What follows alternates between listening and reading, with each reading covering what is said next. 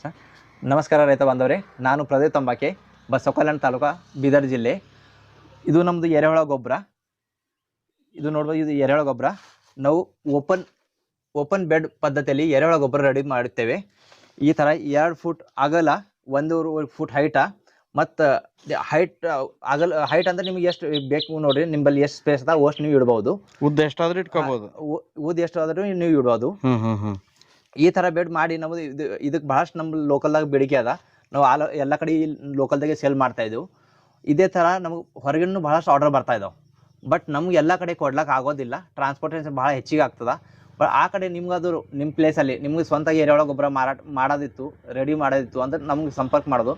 ನಾವು ಸಗಣಿ ಯಾವ ಥರ ತರಬೇಕು, ಎಷ್ಟು ದಿವಸ ಅದಕ್ಕೆ ಪ್ರೊಸೆಸ್ ಮಾಡಬೇಕು, ಎಷ್ಟು ದಿವಸ ನಂತರ ಬೆಡ್ ಮಾಡಬೇಕು, ಅದಕ್ಕೆ ಎರೆಹುಳ ಯಾವ ಸ್ಟೇಜಲ್ಲಿ ಬಿಡಬೇಕು, ಆ ನಂತರ ಎರೆಹುಳ ಬಿಟ್ಟ ನಂತರ ನೀರು ಎಷ್ಟು ದಿವಸ ಹೊಡಿಬೇಕು, ಆ ನಂತರ ಎರೆಹುಳ ಗೊಬ್ಬರ ಯಾವ ಥರ ಹಾರ್ವೆಸ್ಟಿಂಗ್ ಮಾಡಬೇಕು, ಹಾರ್ವೆಸ್ಟೆಡ್ ಮಾಡಿದ ನಂತರ ಯಾವ ಥರ ಪ್ಯಾಕಿಂಗ್ ಮಾಡಬೇಕು, ಮತ್ತು ಎರೆಹುಳ ಯಾವ ಥರ ತೆಗಿಬೇಕು, ಅದು ಯಾವ ಥರ ಪ್ಯಾಕಿಂಗ್ ಮಾಡಬೇಕು, ಈ ಥರ A to Z ಮಾಹಿತಿ ಕೊಡ್ತೇವೆ.